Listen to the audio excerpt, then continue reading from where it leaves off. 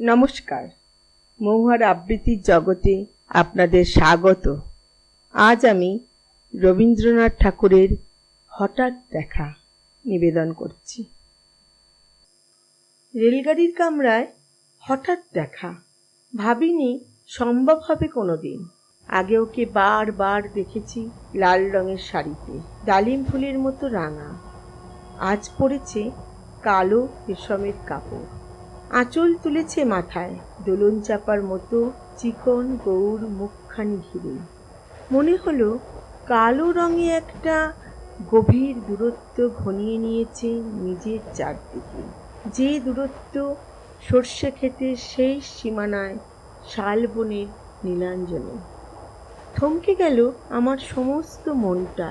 চেনা লোককে দেখলেন অচেনার গাম্ভীর্যে। হঠাৎ খবরের কাগজ ফেলে দিয়ে আমাকে করলেন নমস্কার।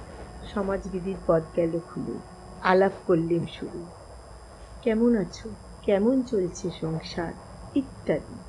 সে রইল জানলার বাইরের দিকে চেয়ে, যেন কাছের দিনের ছোঁয়াচ পার হওয়া চাহনিতে।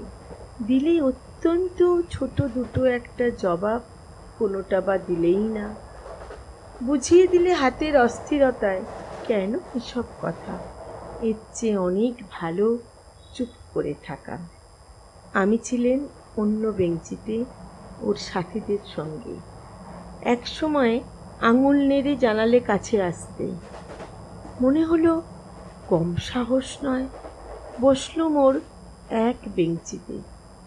গাড়ির আওয়াজের আড়ালে বললে মৃদুস্বরে, কিছু মনে করো না। সময় কোথা সময় নষ্ট করবার? আমাকে নামতে হবে পরের স্টেশনেই। দূরে যাবে তুমি, দেখা হবে না আর কোনো দিন। তাই যে প্রশ্নটার জবাব এতকাল থেমে আছে, শুনবো তোমার মুখে। সত্য করে বলবে তো? আমি বললেন, বলবো। বাইরের আকাশের দিকে তাকিয়েই শুধোলো, আমাদের গেছে যেদিন একেবারেই কি গেছে, কিছুই কি নেই বাকি।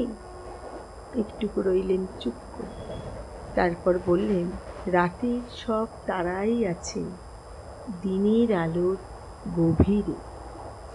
খটকা লাগলো, কি জানি বানিয়ে বললেন নাকি।